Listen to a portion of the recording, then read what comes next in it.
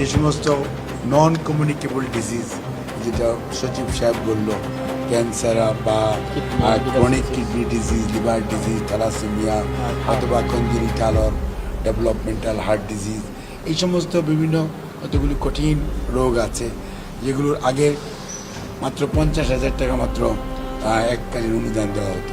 এখন সেটাকে 1 লক্ষ টাকা করা হচ্ছে প্রথম ধাপে, এবং টাকার অঙ্কে আগে যেটা 300 কোটি টাকা বাজেট ছিল সেটাকে এখন 600 কোটি টাকার প্রস্তাব করা হয়েছে।